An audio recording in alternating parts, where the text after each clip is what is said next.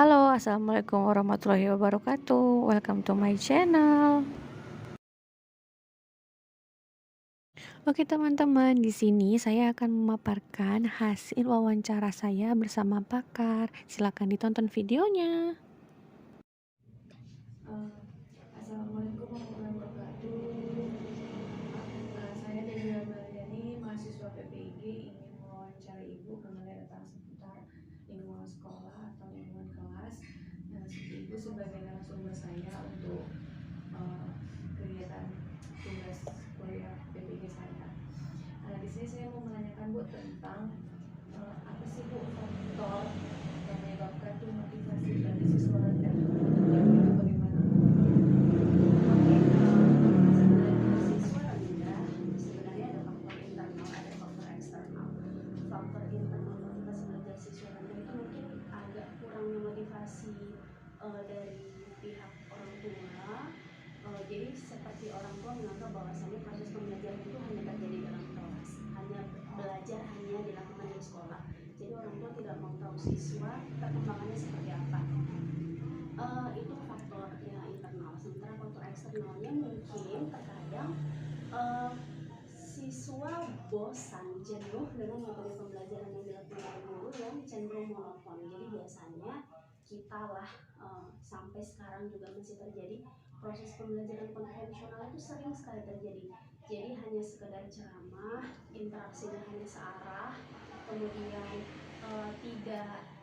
tidak mengedepankan student center. Artinya kita tidak berharap siswa itu aktif atau bisa mengkonstruksi pengetahuan sendiri. Hanya saja kita hanya memberikan sekedar pemahaman, hanya berceramah. Akhirnya kita sama-sama tahu bahwasannya konsentrasi manusia untuk mendengarkan ceramah itu hanya 10-15 menit. Selebihnya dia akan bosan gitu. Jadi sebenarnya motivasinya itu adalah dari pihak anaknya sendiri, apakah ada dukungan atau dorongan dari orang tua, dan pihak gurunya juga gitu. Jadi kita harus bisa membuat siswa itu merasa menyenangkan di dalam kelas gitu. Jadi buatlah model pembelajaran atau media pembelajaran yang menarik sehingga siswa tidak hanya sekedar mendengar, banyak hal yang bisa dia lihat mungkin dengan media interaktif, bisa jadi dengan cara-cara game atau yang lain sebagainya. Iya Bu.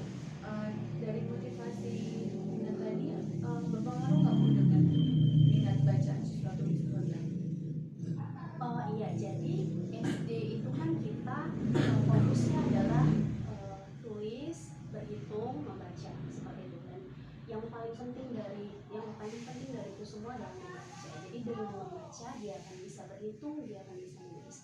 Artinya begini, uh, keterbacaan pemahaman terhadap bacaan itu banyak faktornya. Bisa jadi mungkin dia masih terbata-bata, belum terlalu lancar membaca, kemudian bisa jadi mungkin bahan bacaannya terlalu tinggi pemahamannya, jadi cuma sekedar baca tapi dia nggak paham apa yang dia baca.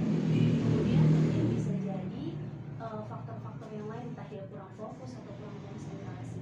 Jadi karena pemahaman bacaan itu paling penting saya rasa, karena dari satu teks, dari satu cerita, kita bisa meminta siswa untuk menceritakan kembali versi dia sendiri gitu. Jadi seperti apa yang dia baca, kemudian kita tanyakan, jadi yang kamu baca tadi itu apa intinya. Jadi kalau dia bisa menjelaskan dengan menggunakan versi bahasanya sendiri, berarti pemahamannya sudah sangat baik.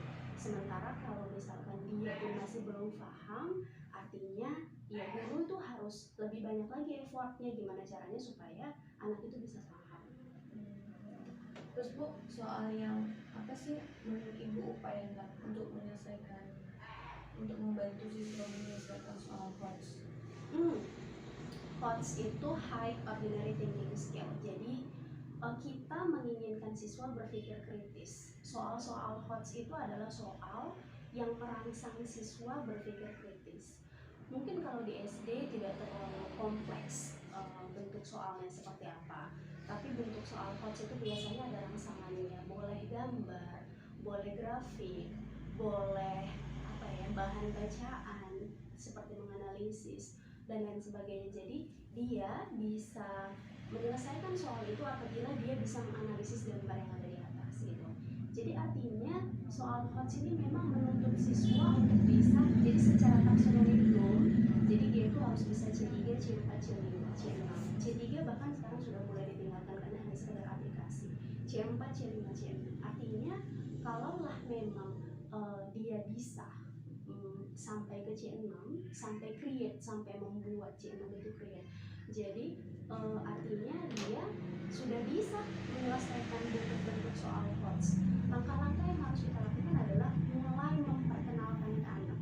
Seperti ini soal HOTS, karena banyak buku-buku yang hanya C1, C2, C3, cuma sekedar jelaskan, cuma sekedar sebutkan, cuma sekedar kalimat-kalimat KKO-nya, kalimat kata kerja operasionalnya itu hanya sederhana, cuma sekedar sampai pemahaman. Artinya kita harus mulai belajar sama-sama menyajikan soal-soal itu bentuknya yang ada rangsangannya, sehingga siswa itu bisa berpikir, dia bisa menganalisis dari rangsangan yang kita sediakan itu apakah gambar atau grafik atau yang lain, sehingga dia bisa menganalisis dan akhirnya dia bisa menyimpulkan, oh dari soal ini, dari gambar ini kita bisa menyimpulkannya seperti ini. Jadi caranya adalah sering-seringlah guru menyajikan soal-soal HOTS, memberikan, apalagi sekarang implementasi kurikulum merdeka ada assessment juga. Jadi soal-soal assessment itu rata-rata semua soal HOTS. Soal assessment baik SD, SMP, SMA itu semuanya soal HOTS. Artinya kita memang guru harus rajin-rajin mencari soal HOTS dan menyajikannya ke siswa, memberikan trik-trik khusus kepada mereka bagaimana cara mengerjakan soal HOTS. Kalau begitu kan Bu, apa sih pengaruhnya? Perlu nggak teknologi informasi itu di dalam kelas? Sangat. Jadi kita zaman sekarang kita tidak bisa gaptek, kita tidak bisa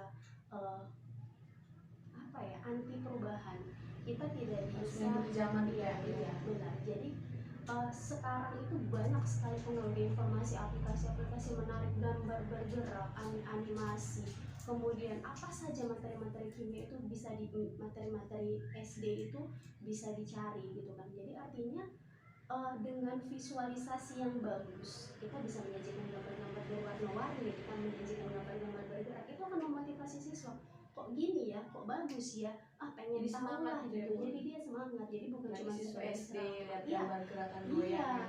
apalagi siswa SD suka sekali dengan visual-visual berwarna-warni, bergerak-bergerak gitu. Jadi saya pikir memang kita memang tidak bisa mengesampingkan TIK, walaupun memang awalnya pasti susah untuk guru karena kita membuat itu pasti butuh proses. Awalnya itu mulai startnya itu bakal susah, tapi setelah dijalani kita akan sangat nyaman dengan itu karena itu membantu kita dan membantu guru, membantu siswa di dalam kelas. Terima kasih ya Bu atas waktunya. Oke. Boleh dimatikan dulu Bu.